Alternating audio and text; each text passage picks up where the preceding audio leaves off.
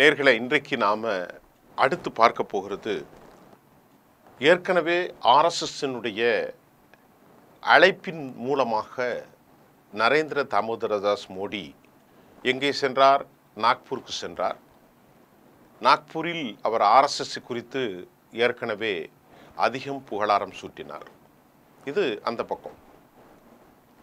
இவர்களை எதிர்கொள்வதற்கு எதிர்முகாமில் யாரும் இல்லையோ என்று சொல்லக்கூடிய அளவிற்கு இந்தியா கூட்டணி பலமிழந்து போயிருந்தது. 240 இடங்களை அவர்கள் பெற்றாலும் அவர்களுக்கிடையே ஒரு ஒற்றுமையின்மை காணப்பட்டது. அந்த ஒற்றுமையின்மையின் விளைவாக இன்றைக்கு ஆம் ஆத்மியோடு மோதல், மமதாவோடு மோதல், கட்சிக்குள் பல தலைமைகளுக்குள் காங்கிரஸுடைய எதிர்ப்புகள் மோதல், இப்படியெல்லாம் போய்கொண்டிருந்த நேரத்தில் தற்போது பாரதிய ஜனதாவை வீழ்த்துவதற்கு அல்லது இந்தியா கூட்டணியுடைய பிரதான முகமாக இருக்கும் காங்கிரஸ் கட்சி புதிய யுக்திகளை வகுத்திருக்கிறது என்பதுதான் அந்த செய்தி. டெல்லியிலிருந்து வெளியான அந்த செய்தியில் நாம் பார்க்கின்ற போது இதற்காக திரு பி.சி. வேணுகோபால் அந்த செய்தியை வெளிப்படுத்தியிருக்கிறார். ராகுல் காந்தி மட்டும்தான் அக்கட்சியினுடைய முகம். நாடு முழுவதும் இருக்கக்கூடிய 862 மாவட்ட காங்கிரஸ் தலைவர்கள் கூட்டத்தில் காங்கிரசினுடைய தெளிவான திட்டங்கள் என்ன, வருங்காலத்தில் நாம் என்ன செய்யணும், எப்படி மக்களை அணுக வேண்டும் என்பதை குறித்து ராகுல் காந்தி தெரிவித்திருக்கிறார். 3 நாட்கள் நடைபெற்ற நாடு முழுவதும் உள்ள 862 மாவட்டங்களில் உள்ள செயல்பாட்டாளர்கள்ட்ட ராகுல் காந்தி, கார்கே இவர்களெல்லாம் ஒட்டுமொத்தமாக வீடியோ கான்ஃபரன்ஸில் பேசும்போது இந்த கருத்தை அவர்கள் வைத்திருக்கிறார்கள். அந்த கருத்தில் 862 மாவட்ட காங்கிரஸ் கமிட்டிகளின் தலைவர்களின் கூட்டத்தை ராகுல் காந்தி, மல்லிகார்ஜுன கர்கேயும் 3 நாட்கள் நடத்தியதாக வேணுகோபால் தெரிவித்திருக்கிறார். அந்த 3 நாட்களாக அவர்கள் என்ன பேசினார்கள்? இதன் மூலமாக மலை போல அதிகாரத்தை குவித்து எல்லா மசோதாக்களையும் நிறைவேற்றக்கூடிய வல்லமையும் கொண்டிருக்கக்கூடிய பாரதிய ஜனதாவுக்கு கடும் போட்டி ஏற்படுத்த முடியுமா என்பதுதான் நாம் மறுபடியும் இந்த செய்தியை பார்க்குறோம். அந்த செய்தியில் என்ன சொல்லியிருக்கிறாங்கன்னா, பூத் கமிட்டியில் என்ன சொல்கிறாங்க பொதுச்செயலர் வேணுகோபால், 60 மாவட்ட தலைவர்கள், 824 மாவட்ட தலைவர்களில் 60 மாவட்ட தலைவர்கள் சொன்னாங்க, நாங்கள் பூத் கமிட்டியில் கவனம் செலுத்த போகிறோம். கவனம் மட்டுமல்ல, அது மட்டும் இல்லாமல் மகாராஷ்டிராவில் 40 லட்சம் புது வாக்காளர்கள் தேர்ந்தெடுக்கப்பட்டு தான் அவர்கள் ஜெயித்திருக்கிறார்கள். இதில் இவிஎம்லாம் மறந்து இப்போ புதிய கள்ளத்தனம் நடந்ததாக எதிர்க்கட்சிகள் இந்தியா கூட்டணி கடும் குற்றச்சாட்டை வைத்தாங்க. அது ஒரு சந்தேகம்தான். 288 சட்டமன்ற தொகுதியில் 238 தொகுதியில் எப்படி பிடிச்சாங்க? ஒரு 3-6 மாதத்துக்கு முன்னாடி, 8 மாதத்துக்கு முன்னாடி 30 தொகுதிகளை இழந்தாங்க. இதில் எப்படி அவர்கள் பிடிக்க முடிந்தது என்ற கேள்வி.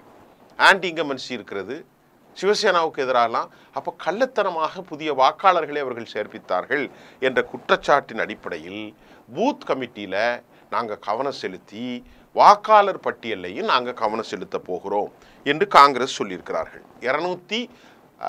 மொத்தம் 824 62 மாவட்ட காங்கிரஸில் ஒரு 60 மாவட்ட தலைவர்கள் இந்த கருத்தை ராகுல் காந்தி, பி.சி. வேணுகோபால் மற்றும் கர்கே நடத்திய இந்த கூட்டத்தில் அவர்கள் தெளிவு செய்ததாகவும் சொல்கிறார். அது மட்டுமல்லாமல் சமூக ஊடகங்களுடைய விவகாரத்தில் இல்லை என்ன பேசப்பட்டது, அதாவது ஃபேஸ்புக், ட்விட்டர், அதாவது எக்ஸ்தலம், இது போன்று பல சமூக ஊடகங்களில் காங்கிரஸினுடைய செயல்பாட்டை குறித்து பிரச்சாரத்தை மேற்கொள்வதற்கும் நிதி திரட்டுவதற்கான ஆதாரங்களை வகுப்போம். அது மட்டும் இல்லாமல் ஆர்எஸ்எஸ் செய்வதை போன்று திண்ணை கூட்டங்களை நாங்கள் ஒழுங்கு செய்ய போகிறோம் என்றும் அறிவுறுத்தி உள்ளோம். இதைத்தான் பாஜக தனது வெற்றி பத்திரமாக கருதுகிறது. பாஜக தானே சொல்லுது, இந்தியாவில் நல்லா இருக்குன்னா நீ இந்துவா இருக்கணும்பா. யார் சொல்ற? ஆர்எஸ்எஸ். விலைவாசி கூடிடுச்சு, அதெல்லாம் சரி, இந்தியா உருப்படணும், நீ பாதுகாப்பாக இருக்கனா நீ இந்துவா இருக்கணும், இந்துவா இருக்கன்னா நம்ம ஆட்சி நடக்கணும். ஆக நீ விலைவாசி உயர்வெல்லாம் பார்த்துடாத, ஓட்டு போடுன்னு சொன்னால் அவன் மைண்டில் அது பதியுது, விஷத்தை ஊட்டுவதை போன்று பதியுது. நாமெல்லாம் இந்துவாக இருந்தால் தான் இந்தியா உருப்படும் இல்லைன்னா அந்நிய சக்திகள் உள்ள வந்துடும். ஆகவே தான் திண்ணை மீட்டிங்களை அறிவுறுத்தி இந்த திண்ணை மீட்டிங்கள் மூலமாக மக்களிடத்தில் தேசம் பல்முனை தேசம், பன்முக கலாச்சாரம், ஒரு மதம் ஒரு ஜாதி என்று வரக்கூடாது என்பதை காங்கிரஸ் முன்னெடுக்கும் என்றும் அந்த முயற்சி எடுத்திருக்கிறார்கள். இது பாஜக தனது வெற்றி மந்திரமாக கருதுவதை கார்கே இப்பொழுது வாக்காளர்கள் விவகாரத்தில் கொண்டு சேர்க்க போகிறாங்க. வாக்காளர் பட்டியலுடைய முறைகேடுகளை எல்லாம் செக் பண்ண போகிறாங்க. பூத் கமிட்டி அமைக்க போகிறாங்க. அது எந்தெந்த மாவட்டம், என்னென்ன வட்டம், பேரூராட்சி, நகராட்சி, கிராம பஞ்சாயத்து வரைக்கும் செய்ய போகிறாங்க. அடிப்படை உறுப்பினர்களுடன் நேரடியாக பேசுவதற்காக அவர்கள் சில முயற்சிகளை எடுத்திருப்பதாகவும் செய்திகள் வந்திருக்கிறது. அதாவது இதை வேணுகோபால் தான் அறிவிக்கிறாரு. அகில இந்திய காங்கிரஸ் கமிட்டியுடைய கூட்டம் வரக்கூடிய ஏப்ரல் மாதம் 8, 9, இன்னைக்கு தேதி 5 நடக்க போகிறது. அந்த காரிய கமிட்டி கூட்டத்தில் மொத்தம் 169 உறுப்பினர்கள் நாடு முழுவதும் இருந்து பங்கேற்க போகிறார்கள். அதில் மாவட்ட தலைவர்களுடன் உரையாற்றிய கர்கே, நீங்கள் மக்கள்கிட்ட கொண்டு இன்ஃப்ளேஷனை குறித்து பேசுங்க, பணவீக்கத்தை குறித்து பேசுங்க, வேலையின்மையை குறித்து பேசுங்க. அது மட்டும் இல்லாமல் அமெரிக்க வரிகளுக்கு எதிராக விவாதிக்க அரசு இரவு 4 மணி வரை நாடாளுமன்றத்தை நடத்துவதில்லை. அதெல்லாம் பற்றி பேசுறதில்லை. ஆனால் அவங்க பேசுறது சட்டப்பணிகள் ரகசியமாக செயற்படும் வகையில் இரவில் மணிப்பூர் குறித்து விவாதங்களை அவர்கள் ஏற்பாடு செய்கிறார்கள். பெரிய விவகாரம் ஆகாமல் ராத்திரிக்குள்ளே பேசி முடிச்சிடுறது. மணிப்பூர் குறித்த விவாதம் 1 மணி நேரம் மட்டுமே நடந்திருக்க வேண்டுமா? இதையெல்லாம் இது ஆர்எஸ்எஸ்ஸின் மக்கள் விரோத அரசியலமைப்பு விரோத சிந்தனைகளுக்கு எதிராக நாம் தொடர்ந்து போராட வேண்டும் என்று கர்கே அறிக்கை விட்டிருக்கிறார். அறிக்கை மட்டுமில்லை, பேசியிருக்கிறாங்க. இந்த 169 நாடு முழுவதும் இருந்த காங்கிரஸ் பிரதிநிதிகள் 8, 9 வரும்போது சொல்ல போகிறாங்க. பொதுமக்களுடைய பிரச்சனைகளுக்கு முக்கியத்துவம் கொடுக்கணும், மக்களோடு காங்கிரஸ் பேச வேண்டும், திண்ணை மீட்டிங்களை எடுத்து செல்ல வேண்டும், விஷக்கருத்துக்களை அளிக்கும் வகையில் நாட்டில் அடிப்படையான வேலையின்மை, பணவீக்கத்தை குறித்தும் இதையெல்லாம் மக்களிடத்திலே அவேர்னஸை நீங்கள் கிரியேட் பண்ணணும் அப்படின்னு சொல்லியிருக்கிற அவர்கள் ஒரு முக்கியமான செய்தி. ஜொடா யாத்திரையின் மூலம் இந்தியாவில் பெரும் எழுச்சி ஏற்பட்டது. அதே போன்ற ஒரு யாத்திரையை பிரச்சாரத்தை தொடங்க மறுபடியும் வேண்டியிருக்கும் அப்படின்னு சொல்றாங்க. அதாவது அரசியலமைப்பை காப்பாற்றுவதுதான் நமது பிரச்சாரம். பாரதிய ஜனதா பெரும்பான்மையை தடுத்து நிறுத்துவதற்கு மீண்டும் மக்களை நாங்கள் சந்திக்க வேண்டியிருக்கும். ஜொடா யாத்திரையை போன்று ஒரு யாத்திரையை நாங்கள் நடத்த போகிறோம். அது நடத்த வேண்டி இருக்கும். பிரச்சாரம் பாஜக பெரும்பான்மை பெறுவதை தடுக்கும். எல்லையற்று போய் கொண்டிருக்கிறார்கள்.